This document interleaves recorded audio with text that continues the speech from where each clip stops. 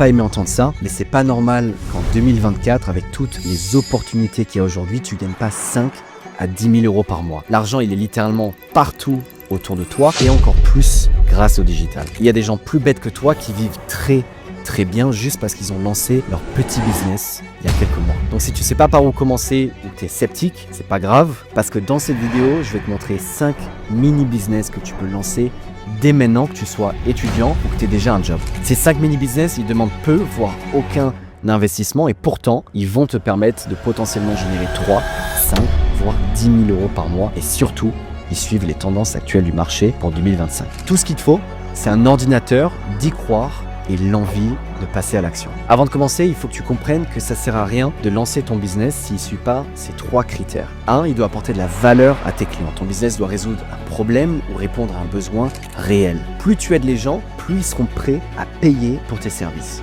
2, il doit être digital. Grâce à Internet, tu peux toucher un public immense, sans limite géographique. Ton marché potentiel, c'est plus juste ta petite ville, mais toute la France, voire le monde entier. Et en 3, tu ne peux pas vendre ton temps. Quand tu vends un service ou un produit, tu es rémunéré pour la valeur que tu apportes, pas pour le temps que tu y passes. Donc plus tu deviens efficace, plus tu vas gagner de l'argent en travaillant moins. Donc le premier business, c'est de créer ta propre newsletter. Peu importe ce que tu fais dans la vie, tu as forcément des sujets qui t'intéressent, des sujets qui te passionnent, sur lesquels tu as développé des connaissances. Et si un sujet t'intéresse, il intéresse forcément des milliers d'autres personnes. Je te donne des exemples. Imaginons que tu es un fan de foot, tu peux très bien créer ta newsletter où tu partages tes analyses de matchs ou des pronostics pour les matchs à venir. Ou alors, tu es peut-être étudiant en économie et tu peux lancer une newsletter qui explique les bases de l'investissement et comment fonctionnent les marchés financiers ou les cycles économiques à des débutants. Ou même si tu es passionné de tennis, par exemple. Je sais que ça peut paraître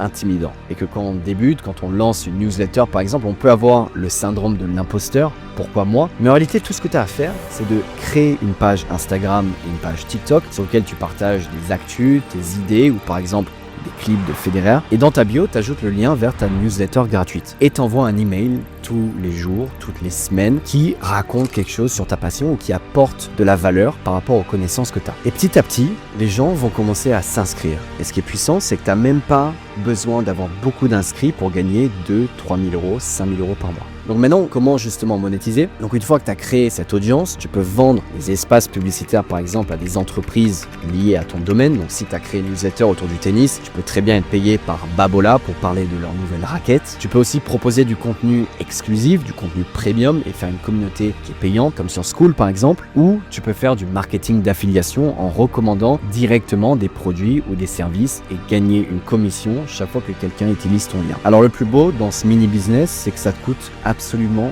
rien à lancer. Tu as une flexibilité qui est totale, tu gères ton temps comme tu veux, mais surtout tes revenus potentiels, ils sont infinis. Plus ton audience grandit, plus tu gagnes et ça dépend absolument pas du nombre d'heures que tu passes par jour à travailler. Imaginons que tu as un post qui devienne viral par exemple sur Federer, rien que ça peut t'amener 500 ou 1000 personnes qui rejoignent ta newsletter. Alors le business numéro 2, c'est de devenir un setter. Un setter, c'est quelqu'un qui aide les entreprises à trouver des nouveaux clients en prenant des rendez-vous pour elles. C'est celui qui va identifier les potentiels clients d'une entreprise et les contacter sur Instagram ou LinkedIn ou par mail. Donc par exemple, imagine tu as un entrepreneur qui propose des services de coaching, il va poster du contenu sur LinkedIn, gagner des followers et c'est là que les setters entrent en jeu parce qu'ils vont aller contacter toutes les personnes qui follow cet entrepreneur et avoir des mini conversations avec eux jusqu'à les inviter à booker un call. Et si ces personnes-là bookent un call et que derrière ils dépensent de l'argent dans la boîte, tu gagnes de l'argent. Et donc quand tu es setter, tu n'es pas payé à l'heure, mais tu es payé au rendez-vous.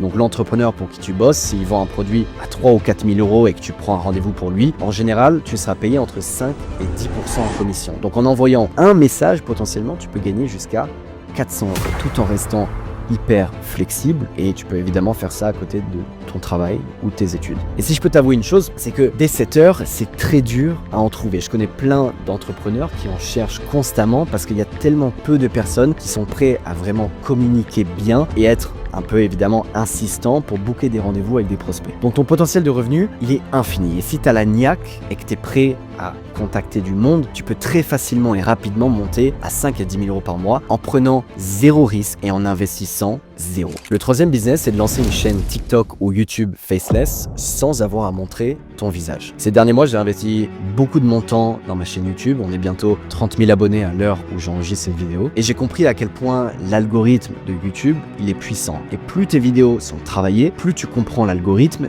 plus tu grossis exponentiellement. Tout ce que tu as à faire, c'est créer du contenu autour d'un sujet populaire ou qui te passionne. Je te donne des exemples. Tu peux créer par exemple du contenu autour du gaming et tu n'as qu'à réaliser des compilations des meilleurs moments par exemple, ou même des tutos. Tu peux aussi créer du contenu autour des faits divers ou des mystères. Tu as juste à raconter des histoires intrigantes par exemple en illustrant avec des vidéos ou des images libres de droit ou même l'IA. Et je te donne un petit conseil pour te démarquer des autres. Essaye d'identifier des sujets qui passionnent de plus en plus de monde qui vont exploser en 2025. Par exemple l'IA ou la santé mentale. Ensuite, tu as 3 façons de monétiser. Premièrement, grâce aux revenus publicitaires indirectement, donc TikTok et YouTube te rémunèrent selon les vues.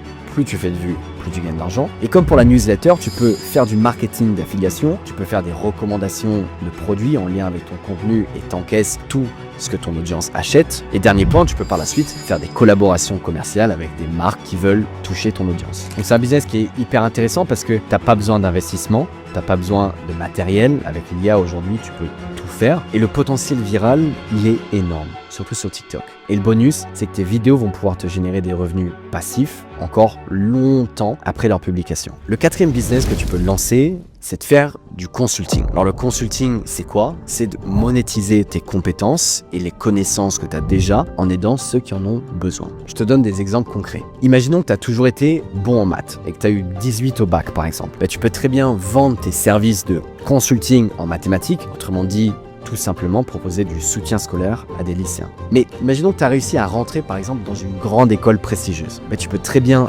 aider les étudiants à préparer leur concours, eux aussi, leur candidature, leurs entretiens. Peu importe le domaine, il y a plein de gens qui recherchent de l'aide pour tout. Et rien qu'en 5 secondes, j'en ai trouvé une dizaine. Par exemple, le soutien scolaire, la préparation aux examens, l'enseignement des langues étrangères, la programmation informatique, le développement web et mobile, la formation sur des logiciels, le design graphique, la photographie, le montage vidéo, le marketing digital, le copywriting, la nutrition, le fitness, la musique, les arts plastiques, la cuisine, bref, il y en a des centaines. Alors maintenant, comment monétiser ces compétences? Alors oui, tu peux proposer des sessions individuelles payantes en présentiel ou en visio, mais là, comme on a dit, tu vends ton temps.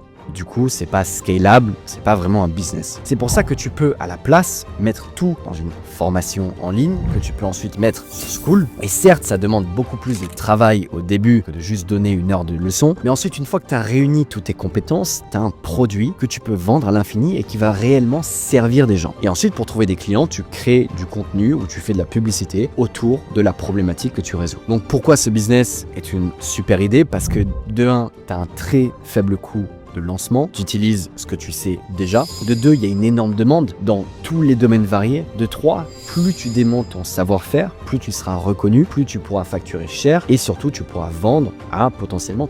Salut, je m'appelle Hugo et aujourd'hui je voulais te montrer mon dernier trophée Shopify que j'ai reçu. Donc ça c'était mon premier Fratématé, 100 000 commandes. Tous les gens qui ont besoin de ton aide. Le dernier business, c'est évidemment pour moi le meilleur, c'est pour ça que je l'ai gardé pour la fin. C'est pas vraiment un mini business, ça s'adresse plutôt à ceux qui veulent aller encore plus loin et qui ont vraiment faim de lancer quelque chose qui peut faire 10, 20, 50 ou même 100 000 euros par mois. Le drop servicing, c'est quoi? C'est comme le dropshipping, mais au lieu de vendre un produit, tu vends un service que tu vas délégué. Donc imaginons tu vends un service à un client à un certain prix, tu sous-traites ensuite ce service à un freelanceur pour un coût bien inférieur et tu livres ce travail au client et tu gardes la différence. Donc concrètement, imagine qu'un client te paye 1 000 € pour réaliser son site web. Mais toi, tu vas engager un développeur freelance qui va réaliser le service pour toi à 300 €. Tu livres le site au client et toi, tu gardes la différence, soit 700 €. Évidemment, toi, tu dois trouver le client, faire du marketing, monter le business, monter les process, développer ta réputation et trouver le développeur freelance. Mais pourquoi est-ce que c'est intéressant? Parce que c'est un business qui est hyper scalable et hyper rentable et qu'en France aujourd'hui, il n'y a quasiment aucune compétition. Au-delà de ça, tu peux déléguer tes services dans des pays où le coût de la vie est moins cher et avoir des marges qui sont du jamais vu dans aucun autre business. Donc si aujourd'hui, moi je suis multimillionnaire à 24 ans, c'est parce que j'ai utilisé ce principe et plutôt que d'avoir une agence qui marge à 20% avec des employés en full-time en France et des bureaux et qu'à la fin, il ne me reste rien, mais j'ai des marges qui sont énormes et je peux vendre à l'infini et juste croître mon équipe pour pouvoir développer mon business. Donc ça paraît simple comme ça, mais ça demande de développer des compétences solides en marketing, en team building et en gestion de